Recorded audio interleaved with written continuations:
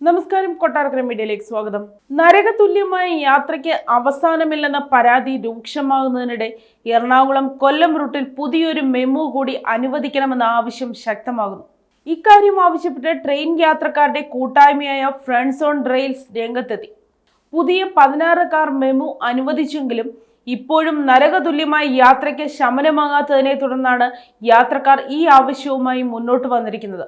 വിദ്യാർത്ഥികളും ജോലിക്കാരുമായ സ്ഥിരം യാത്രികരുടെ യാത്രാക്ലേശം കുറയ്ക്കുന്നതിനായി വൈകുന്നേരം 5:30 പുറപ്പെടുന്ന തരത്തിൽ മെമു അനുവദിക്കണമെന്നാണ് ആവശ്യം. വൈകിട്ട് 4 മണിക്കുള്ള ആലപ്പുഴ പാസഞ്ചർ പോയി കഴിഞ്ഞാൽ പിന്നീട് യാത്രക്കാർ ഏറ്റവും കൂടുതൽ ആശ്രയിക്കുന്നത് 6:25 കായംകുളം പാസഞ്ചറിനെയാണ്.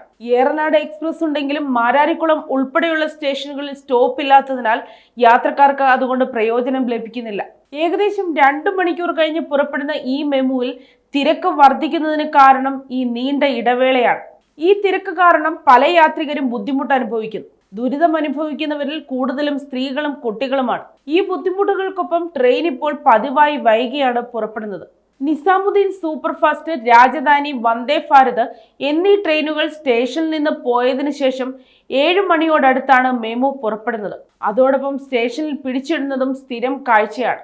അതിനാൽ യാത്രക്കാർ അനുഭവിക്കുന്ന ദുരിതം ഒഴിവാക്കാൻ എത്രയും വേഗം പരിഹാരം കാണണമെന്നാണ് ഇവരുടെ ആവശ്യം.